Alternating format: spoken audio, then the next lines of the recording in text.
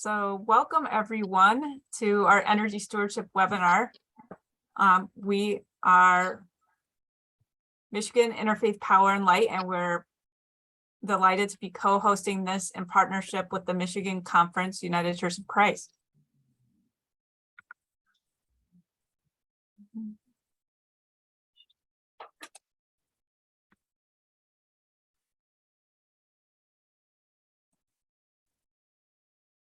So while people are in the process of joining us, I wonder if you wouldn't mind putting the name of your congregation and the city where your congregation is located, as well as your role, whether that be a faith leader or a lay leader or just a member or none of the above. But if you could share a little about your name and any faith community you're affiliated with in the chat, and we'll get started in just a few minutes.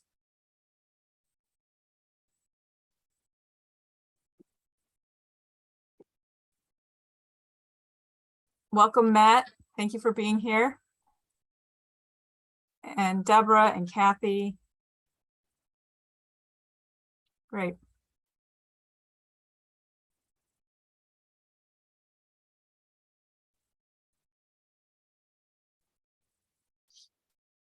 So a brief introduction, and I know others are maybe still typing in the chat, but Michigan Interfaith Power and Light, our mission is to inspire and equip people of faith and conscience to exercise stewardship and love for all creation.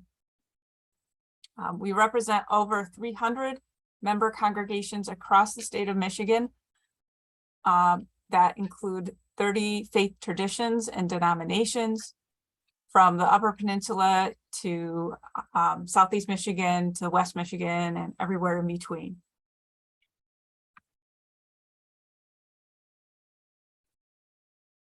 Also wanted to introduce myself. So I'm a Michigan native.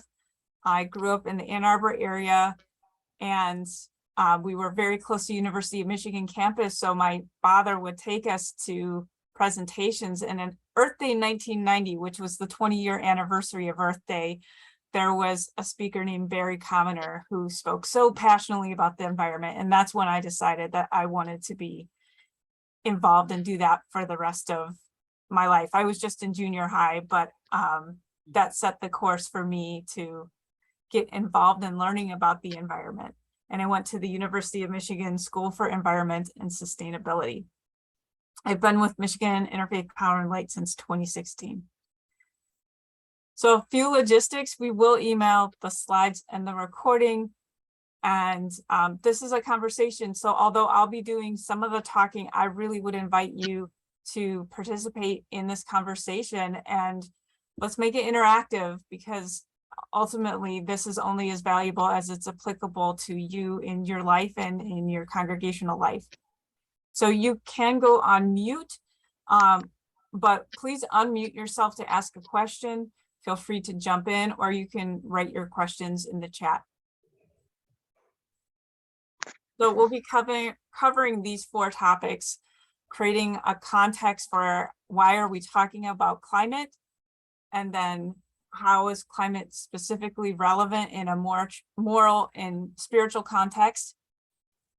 3, how Michigan Interfaith Power and Light views our work, which is a 3-legged stool of social change. And then 4, your congregation's energy stewardship journey. And anything else you want us to talk about, make sure you bring that up. Welcome, Mary Ann. So why are we talking about climate change? I know that everyone has experienced severe weather impacts in the past few years.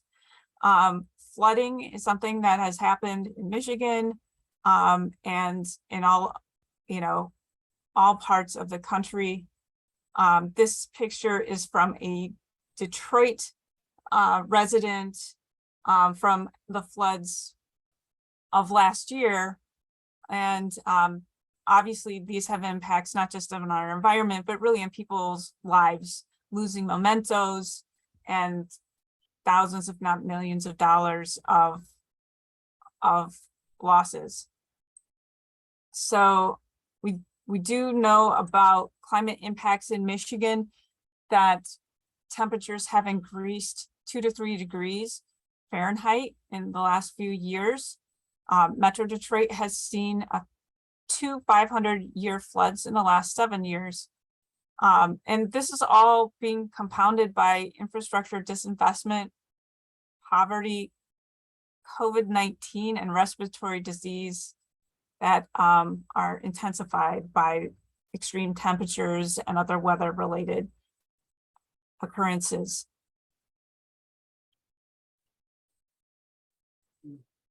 The Intergovernmental Panel on Climate Change for the first time is calling out organized disinformation campaigns that deter people from talking about climate.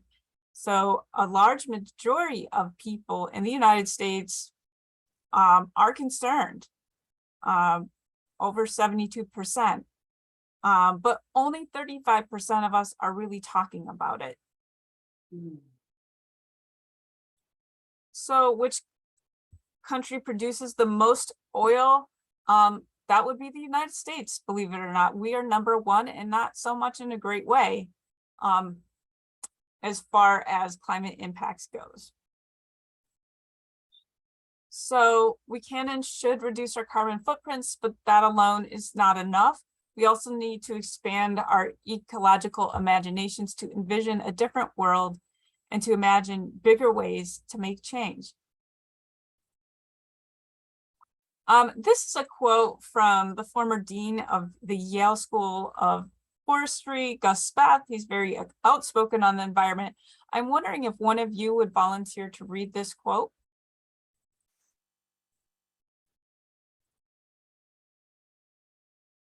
Feel free to come off mute and just jump in there.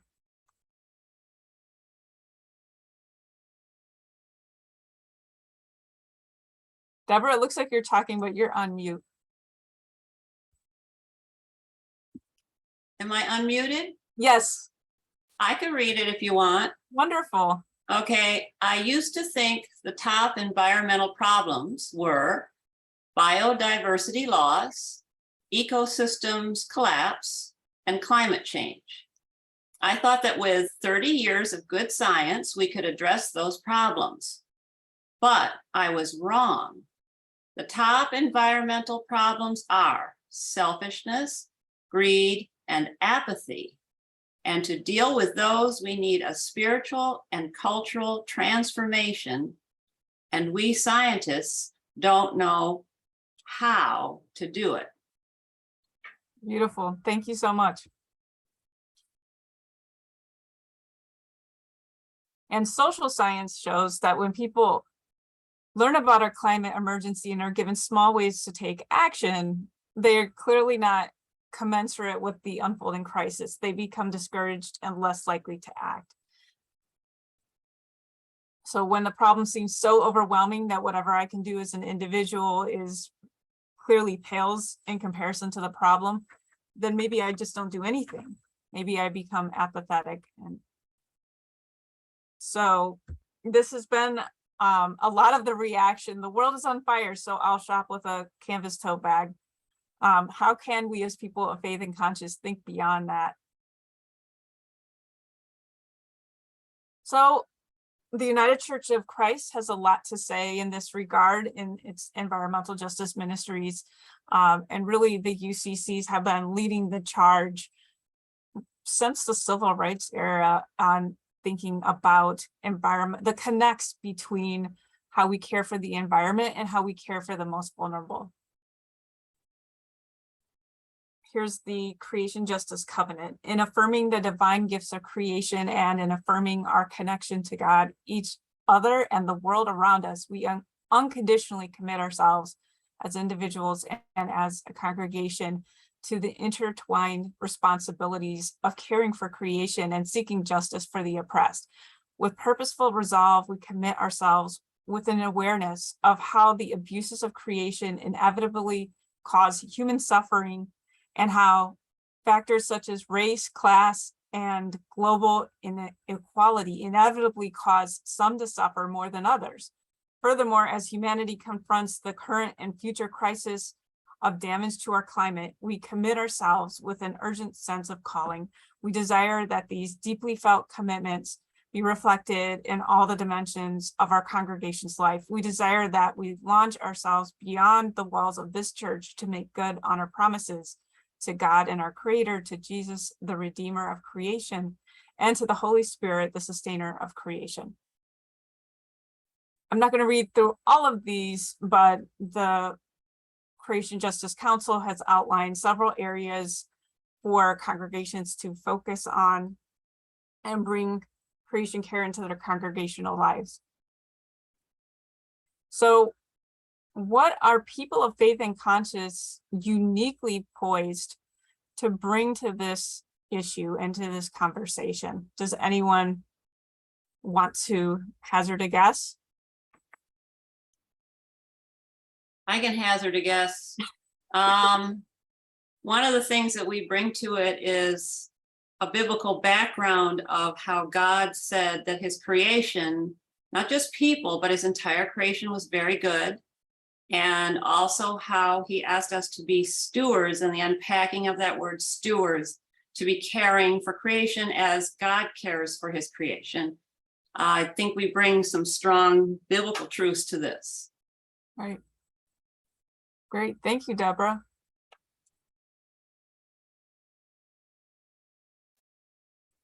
Anyone else? So moral clarity and courage are some of the things that people of faith and conscience bring, the ability to influence people, because faith communities are leaders in their communities and they set the example that others follow. Emphasis on justice, community, and care for the most vulnerable. And what else? So Deborah, I think you touched on a lot of these things anyway. Anything else that anyone else wants to add?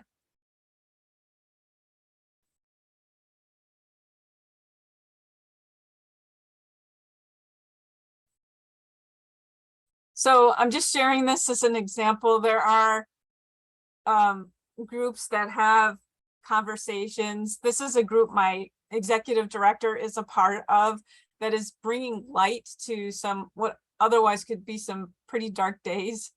But her point was that faith communities can hold all the beauty and all the pain that we grapple with in our lives. And that is really essential if we are to grapple with the subject of our climate crisis. And so at Michigan Interfaith Power and Light, we think of our work as a three-legged stool of social change. And the first step that most people would gravitate towards is the practical actions, putting faith into action when we do things as a congregation to make a direct impact, either to our house of worship or in our communities. The second would be systemic, advocacy related, as people of faith, having our voices be heard amongst our legislators or our local elected officials, and really just being vocal advocates. And then the third is spiritual and relationship. This is definitely a place where faith communities are uniquely poised to address how we bring earth care and climate justice into our congregational lives. So yeah, I just wanted to pause for a moment and ask for your thoughts of how you see this practically playing out in your life, in your congregation, or in your the faith communities that you're a part of. Where are some practical local steps that either you have taken or that you could take?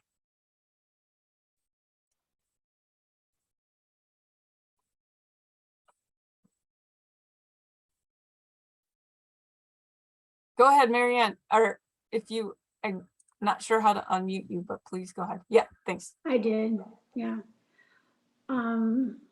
Well, one thing that we're looking into is solar energy. Great. Can you hear me okay? Yes, I can. Okay. Another thing that we're really interested in is creating a native plant pollinator garden. We've also thought about using a different type of toilet paper that would be ecologically friendly. Nice. So those are just things that we haven't really moved on, but we've Right. put forth, and we're checking into those things. Beautiful. I have to say the toilet paper thing is something I'd never heard someone mention. So you guys are really thinking outside the box. Well, we thought that trying to help the forests sequester the carbon is important, and one of those ways is to promote the use of toilet paper that isn't using it's recycled paper instead of using trees. Right. Yep. Great. All right. So Marian talked about exploring solar, potentially planting a native plant pollinator garden, and biodegradable toilet paper. Those are definitely practical actions we can take. These are other examples that some other faith communities in previous webinars have talked about. What are some of the systemic ways that we can make change, whether that be through advocacy, voting, or otherwise? Does anyone have any specific examples of what your faith community has been doing or talking about?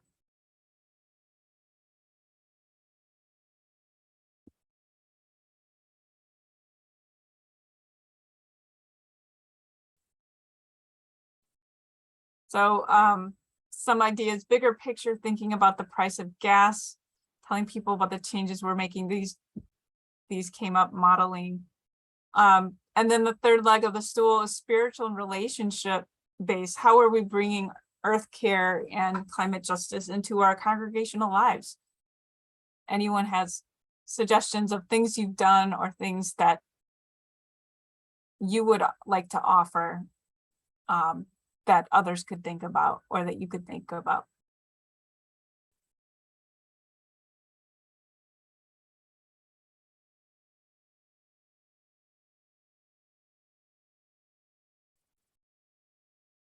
Yeah, so one person in a webinar talked about her wanting to bring members of the congregation out into natural spaces to experience the beauty of God's creation firsthand. Is one of the ways that she saw this could be a part of congregational life. And remember, these three legs are mutually reinforcing. So you don't have to just work on one or the other. They all really support each other. And why are we talking about energy stewardship in this webinar? Well, it turns out that a big portion of climate impact is due to our buildings for heating and cooling them and constructing them. So this commercial and residential is the 13%, where faith communities will be a part of that.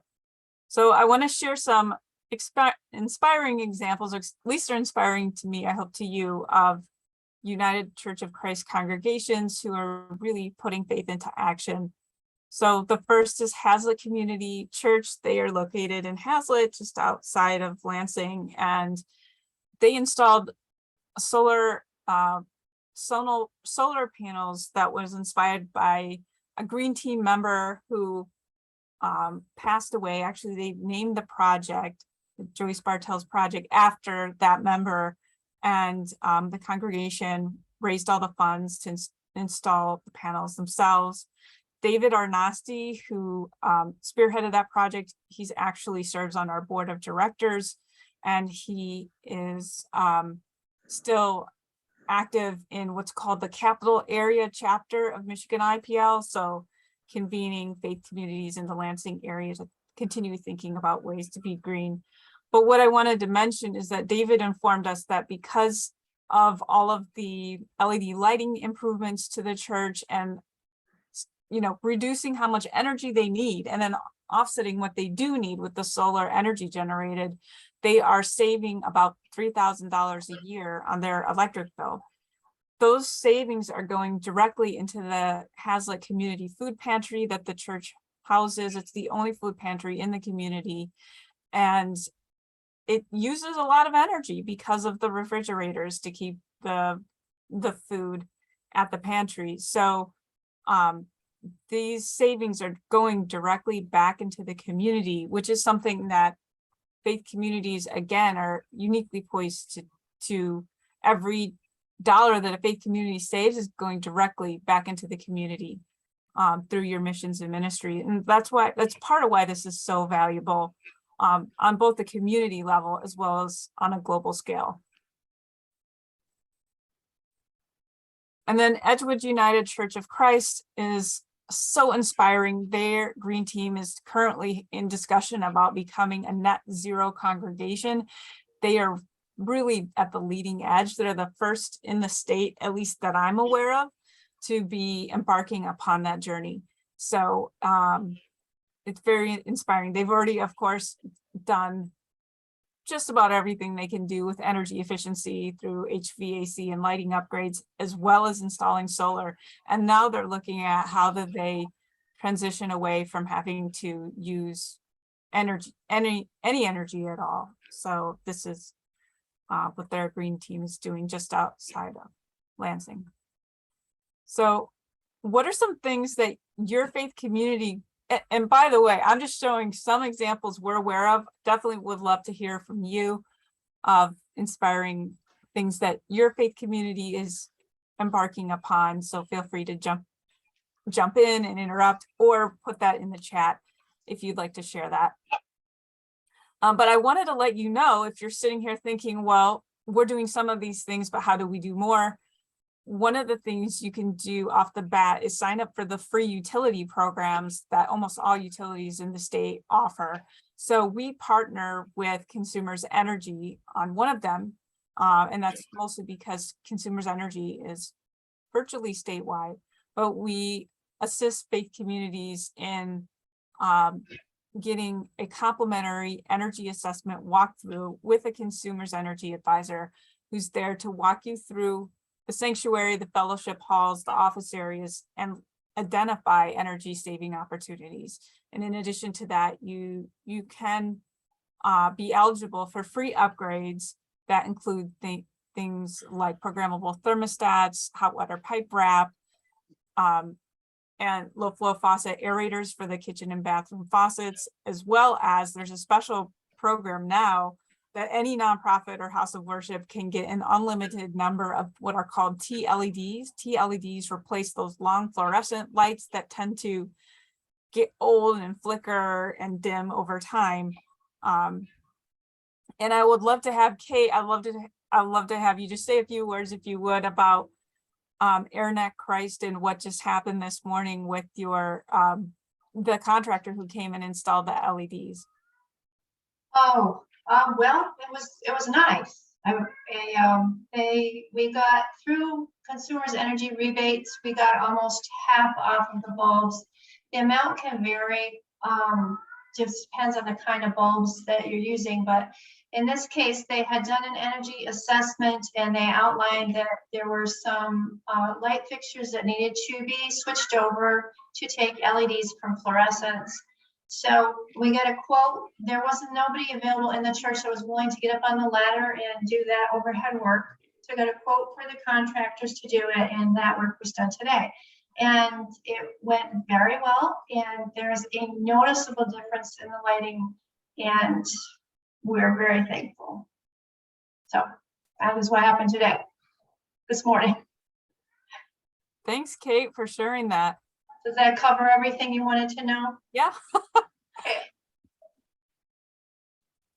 But And Kate, by the way, she manages this program that we have up on the slide. It's called Light the Way. And so if your congregation hasn't already availed itself of the free upgrades and assessment, please be in contact with Kate. Kate, if you would put your contact information in the chat. This program is still up and running till the end of the year, even if it's possible that within the past 3 years, your faith community did avail itself of it. If it's been 3 years or longer, you are eligible to do that again, which is worthwhile because there are all the time new free energy efficient products and upgrades that are available now that likely wouldn't have been available in prior years. So, I mean, again, this is, where is your energy going? Where's your bill? What is your bill paying for as a house of worship? So every house of worship who participates in that free energy assessment gets an energy assessment report, which you can see the front cover for one church on the right. And then where's it all going? Mostly heating, some lighting, and some cooling, and then various other uses. We have a page on our website for congregations who've already availed themselves of the free programs and they want to take the next steps in their energy journey. And so we have this link where you can read inspiring examples of what faith communities across the state have done and how they applied for rebates to help cover part, if not all, of the cost. So this first store you see with University Lutheran Church in East Lansing, they actually got a quote for $25,000 lighting project for their parking lot lights, and were able to get the whole project done for $1,000 after the rebates and discounts available from Consumers Energy and working with an energy advisor to maximize those rebates. So it's definitely possible, even if at first it looks like a huge leap. Just know that there are resources to support you in this. Speaking of resources, Michigan Interfaith Power and Light got a grant from the Michigan Department of Environment, Great Lakes and Energy to host this webinar. And as part of that, we are offering a $500 gift to a faith community who attends this webinar to go towards either an energy audit to help you identify where the opportunities are, or directly to an energy efficiency project that you're choosing.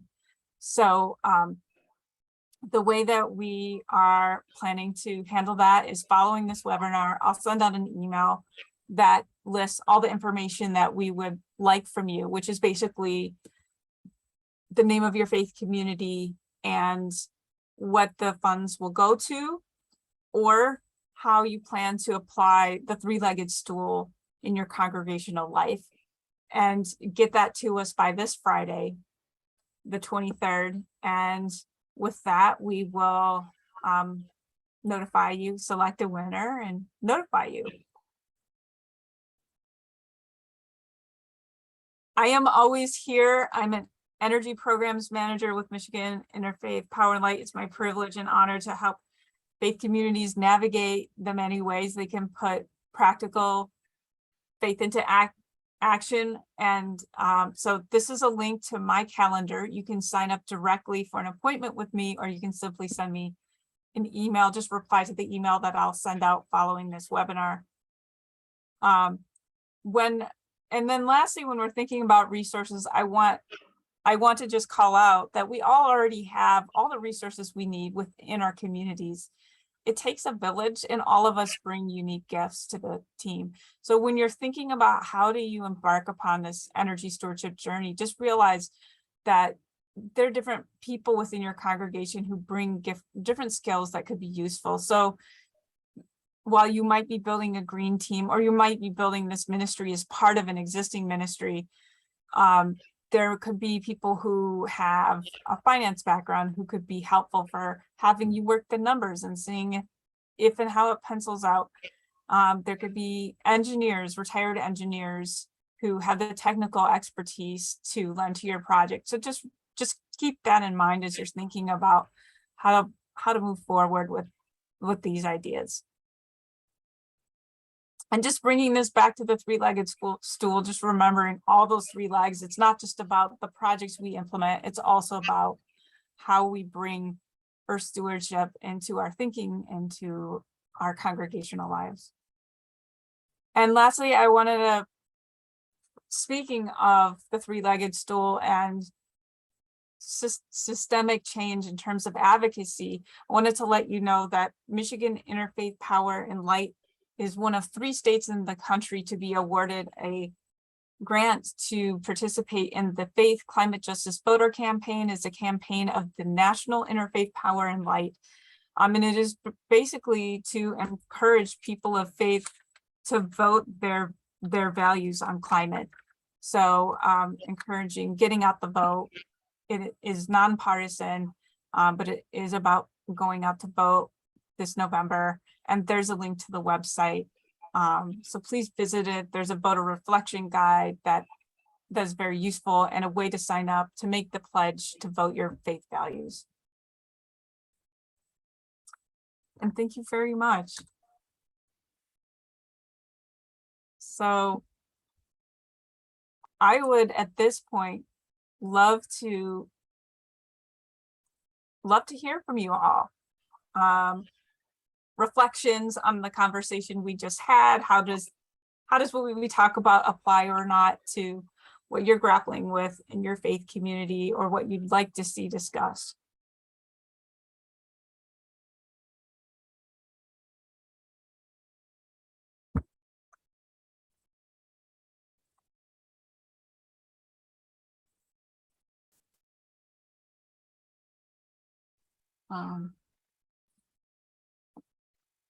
I will also like to mention, I think I said at the very beginning how, although most people are concerned about climate, very few of us are actually talking about it. Heidi, thank you for joining us. And we'll follow up with the slides. But I wanted to mention that Michigan IPL offers what we call climate conversations. It's a facilitated conversation. We launched it in the pandemic, so there is a virtual version, but we've also now begun to offer it in person, where we would come and facilitate a conversation around climate for your faith community. Because what we're finding is mostly people just don't know how to talk about it. And this is a way to grapple with the topic in a safe space and a facilitated conversation. So if you're interested, I just dropped a link to that in the chat as well. Pastor Matt, Carol, Phyllis, thank you for joining us. Anything that you would like to reflect on or share?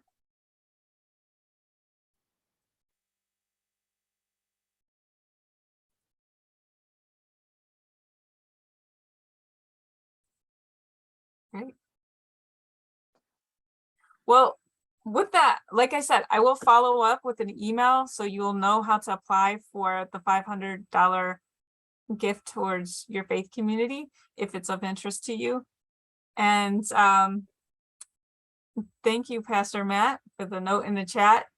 And yeah, we look forward to connecting with you. So please feel free to be in contact. Thank you.